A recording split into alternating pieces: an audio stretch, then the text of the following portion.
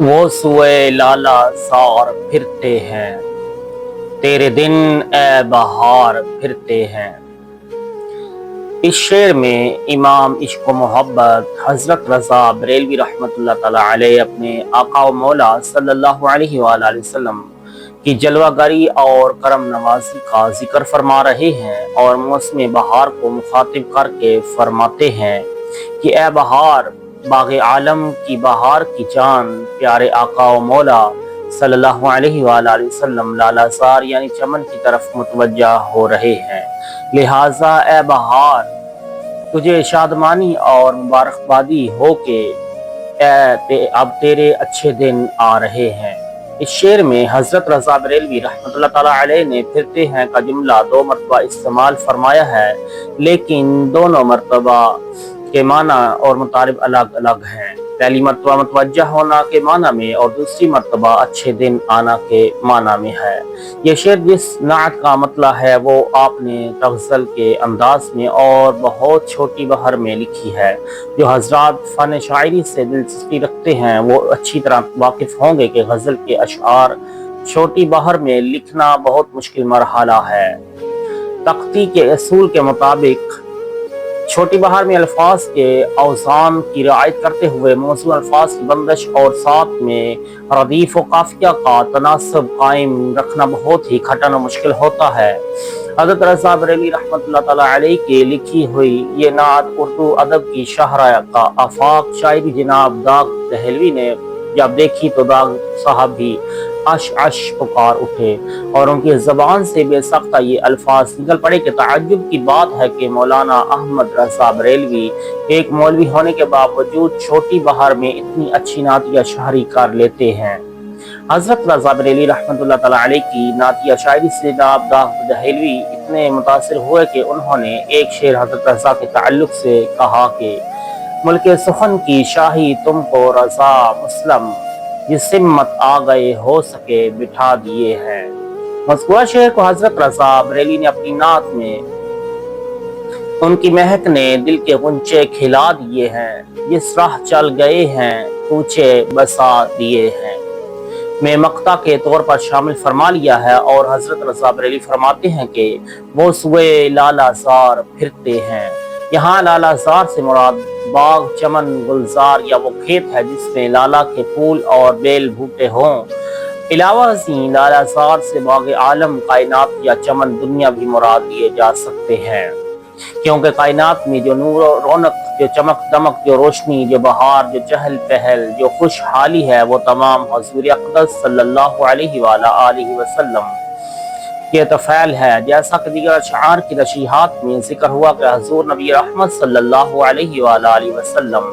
نے فرمایا کہ میں اللہ کے نور سے ہوں اور سب میرے نور سے ہے۔ یہ بات تو واضح ہو گئی کہ سب حضور کے نور سے ہیں، تو باغ عالم یعنی دنیا بھی حضور کے نور سے بنی ہوئی ہے۔ لیکن اب وہ دنیا اپنی قامت پہ ناز کر رہی ہے۔ دنیا آباد تو تھی، رونق بھی اس میں تھی، لیکن اب اس کی آبادی اور رونق کے دن پھرتے ہیں، یعنی کہ اچھے دن آتے ہیں، اس کی آبادی اور رونق میں مزید اضافہ ہو رہا ہے، کیونکہ وہ نور حق، وہ ذل رب صلی اللہ علیہ وآلہ وسلم بشکل بشری حضرت آمنہ رضی اللہ تعالی عنہا کے دولت قدے میں ظہور پذیر ہو کر دنیا کو منور فرمانے تشریف لا رہے ہیں۔ اس شعر میں دن پھرتے ہیں کا جملہ اردو زبان میں بطور محاورہ استعمال ہوتا ہے، اور یہ محاورہ اس شعر میں معنی خیز حیثیت رکھتا ہے۔ اردو ادب سے واقفیت رکھنے والے حضرات اس کی معنویت کا بخوبی اندازہ لگا سکتے ہیں۔ حالانکہ حضرت رضا بریلوی رحمۃ اللہ تعالی علیہ سے بغض و عناد رکھنے والے اس شعر پر بھی اعتراض کرتے ہیں اور حضرت رضا بریلوی پر توہین رسول کا بہتان تھوپتے ہیں، نعوذ باللہ۔ راقم الحروف زیارت حرمین شریفین کے لیے 1996 عیسوی میں گیا تھا۔ جو اس کی شرح کاری ہیں وہ فرما رہے ہیں، واپسی میں 3 دن جدہ شریف میں رکنے کا موقع ملا۔ دوران قیام جدہ میں میرے کرم فرما حامی سنیت و ناشر مسلک اعلیٰ حضرت قبلہ سید شوکت صاحب نوری مقدس اللہ العالی کے دولت قضا پر محفل گفت و شنید کا سلسلہ رہا۔ موافقین اور مخالفین آتے اور مسلک اعلیٰ حضرت اور عقائد باطلہ کے متعلق سوالات اور جوابات کا غیر منقطع سلسلہ جاری ہو گیا۔ ایک صاحب نے راقم الحروف سے کہا کہ حضرت رضا بریلوی نے تیرے دن اے بہار پھرتے ہیں کا جملہ استعمال کر کے بارگاہ رسالت میں گستاخی کی ہے، کیونکہ بہار کا دن پھرنا یعنی خزاں پت جھڑ کا موسم آنا ہوا، لہٰذا شعر کے معنی یہ ہوئے کہ موسم بہار میں حضور آئے اور نتیجہ یہ ہوا کہ بہار کا موسم خزاں میں تبدیل ہو گیا۔ معترض کا یہ بے سروپا اعتراض سن کر اس کی علمی بے مائکی پر ترس آنے کے ساتھ ساتھ اس کے متصب رویہ پر افسوس بھی ہوا کہ اعتراض کرنے کا اطمینان حاصل کرنے کے لیے اس قسم کی مضحکہ خیز اعتراض کر کے معترض خود ہلکا بنتا ہے۔ اس کے اعتراض کے جواب میں راقم الحروف نے کہا کہ حضرت بہار کے دن پھرنا خزاں آنا آپ نے کیسے تجویز کر لیا ہے؟ اس نے کہا صاف بات ہے کہ بہار کی ضد خزاں ہے، تو جب بہار کے دن پھرے تو خزاں کے دن آئے۔ معترض صاحب کا جواب سن کر واقعی ہنسی آئی۔ ہم نے معترض صاحب سے جواب عرض کیا کہ آپ اردو زبان کی کسی بھی معتبر لغت کو اٹھا کر دیکھ لیں، دن پھرنا ایک کہاوت اور محاورہ ہے، اور اس کے معنی ہے اچھے دن آنا، خوشحال ہونا یا مصیبت کے بعد راحت ہونا، اور اسی معنی میں حضرت رضا بریلوی نے دن پھرنا کا جملہ استعمال فرمایا ہے۔ معترض صاحب نے دوسرا اعتراض کیا کہ جب بہار کے ہی دن ہیں تو اب دن پھرنے کے کیا معنی؟ ہم نے جواب میں کہا کہ اس کی مثال یوں سمجھو کہ ایک شخص کسی کمپنی میں ملازمت کرتا ہے اور اس کی ماہانہ تنخواہ 2000 روپے ہے۔ اس تنخواہ میں وہ شخص اپنے خوردونوش اور دیگر ضروریات زندگی پوری کر لیتا ہے۔ یہ تنخواہ اس کے لیے ایک بہت بڑا سبب ہے۔ خوشحال زندگی بسر کرنے کے لیے وہ شخص بیکار و بے روزگار نہیں۔ پھر اچانک اس نے ملازمت چھوڑ دی اور اپنے ایک پرانے دوست کے ساتھ شرکت میں تجارت شروع کر دی اور اس کی ماہانہ آمدنی 15,000 ہو گئی۔ پہلے ملازمت میں بھی وہ خوش تھا، اس پر فاقہ کشی کا عالم نہ تھا، لیکن فضل مولا سے اب تجارت میں اس کی آمدنی میں اضافہ ہو گیا۔ تو ایسے شخص کے لیے اردو زبان کے محاورے میں کہا جاتا ہے کہ اب اس کے دن پھر گئے ہیں، یعنی وہ اب پہلے سے زیادہ خوشحال ہے، اب اس کے دن پہلے سے اچھے ہیں اور اب اس کو پہلے سے بہت راحت ہے۔ تو حضرت رضا بریلوی کے شعر کا مطلب یہ ہوا کہ اے بہار وہ جان عالم و بہار عالم صلی اللہ علیہ وآلہ وسلم تشریف لا رہے ہیں، اب تیرے اچھے دن آ رہے ہیں، تیرے نکھار اور سنگھار میں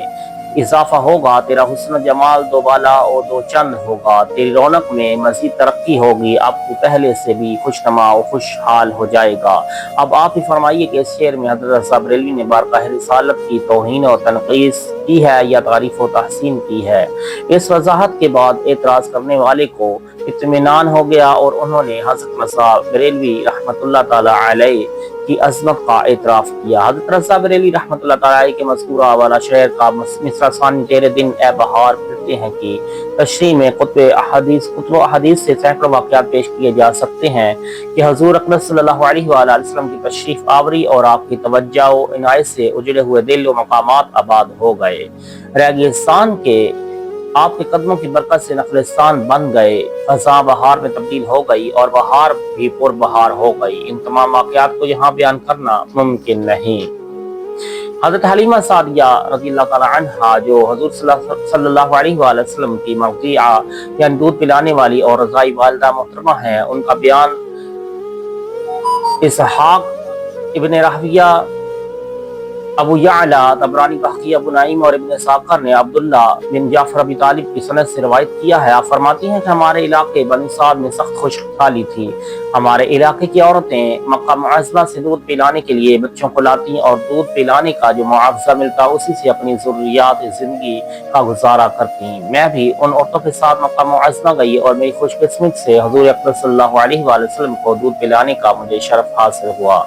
میں حضور نبی رحمت صلی اللہ علیہ وآلہ وسلم غلام کو لے کر اپنے گھر آئی۔ پھر ہمارا چھوٹا قافلہ اپنے علاقے بنی سعد کے دیہات کی طرف روانہ ہوا۔ راہ سفر میں ہم جس منزل پر قیام کرتے، حق تعالیٰ اس منزل کو سرسبز و شاداب فرما دیتا۔ باوجود کہ وہ قحط سالی کا زمانہ تھا اور جب ہم بنی سعد کی بستی میں پہنچ گئے، اس بستی کی پہلے یہ حالت تھی کہ وہ خطہ بالکل خشک اور ویران تھا، لیکن اب یہ حالت ہوئی کہ بکریاں چراگاہ میں جاتی تو شام کو خوب شکم سیر ہو کر تر و تازہ اور دودھ سے بھری ہوئی لوٹتی تو ہم ان کا دودھ دوہتے اور ہم سب خوب سیر ہو کر پیتے اور دوسروں کو پلاتے۔ ہماری قوم کے لوگ اپنے چرواہوں سے کہتے کہ تم اپنی بکریوں کو